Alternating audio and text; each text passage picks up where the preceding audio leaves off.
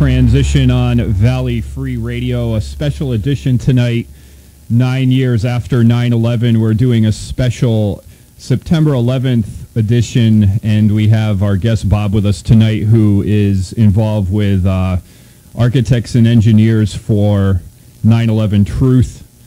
So how are we doing, Bob? Thanks.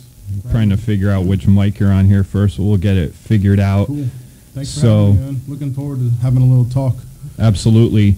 So you brought some clips and stuff like that for us, and why don't you tell us a little bit about architects and engineers for 9/11 Truth? Okay. I'm not much of an expert on it, but I have done some street activism, and the people, we were affiliated with that group, and we were fortunate enough to have some engineers and architects actually doing street activism with us, so we had them on hand. But as far as the group is concerned, I believe it was started by a guy named Richard Gage, who's an engineer, maybe an architect. Probably, I think he's an engineer, but he started the group basically to get as many legitimate architects and engineers to sign a petition that says that, you know, they question the official story behind 9/11 and specifically the way the buildings fell. Being experts, architects and engineers would be the experts on buildings and how they fall apart and stuff. So they started out, you know, with just gathering signatures and getting more and more people on board. A lot of the films that he's put out, they mentioned numbers in the 400 and 600 range. I believe they currently have over 1,200 legitimate architects and engineers who have signed on to this petition, questioning the official story.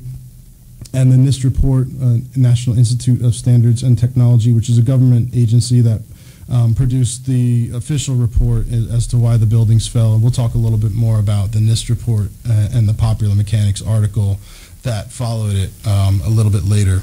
But anyway, yeah, architects and engineers for 9/11 Truth. The main guy would be Richard Gage, so any kind of Google search on him is going to turn up lots of information. They do have a website, but the other big name in that group is Stephen Jones, who I believe he's at a Brigham Young, or I think a college in Utah, and he is pretty much the main guy behind examining the dust in the 9/11 debris, and he has discovered the presence of what's called nanothermite, a high-grade military-level explosive that was in the dust of a woman's apartment who lived in the vicinity. Her windows were blown out.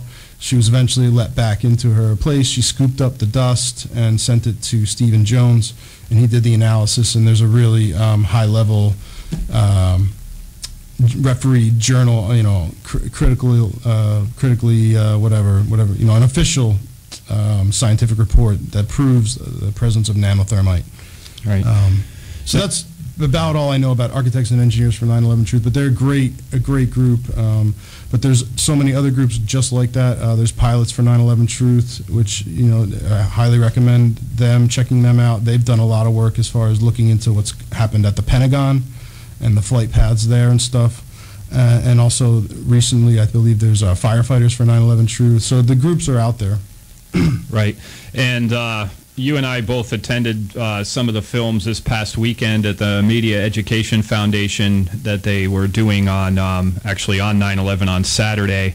And I believe Richard Gage was in one of those films. Yeah, I think they screened in the afternoon. They screened, I think the film's called Blueprint for 9/11, and that is a big. I think that's produced by architects and engineers for 9/11 Truth. They have at least 3 good films, architects and engineers. The one, I think it's called Blueprint for 9/11. They have another one that is all the Stephen Jones lecture, which he talks about the nanothermite. And then there's another one that is good with a guy named Kevin Ryan, who was he worked for an independent engineering firm, and he actually disproved a lot of the NIST tests and stuff, and he points out a lot of inconsistencies in their testing and scientific practices and some of the data manipulation that they did there. He obviously lost his job for speaking out and being a whistleblower.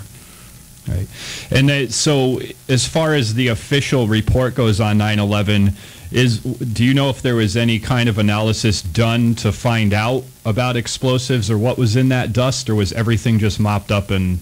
No, from again, not an expert. I'm just a layperson. Right. I'm not here to speak as an expert. And in fact, I encourage the layperson to listen to me and see how easy it is to get many sides to the story and make your own decisions. Think for yourself, which is what I recommend. And I recommend under the quotes of a guy named Gerald Salente. He always says, "Think for yourself."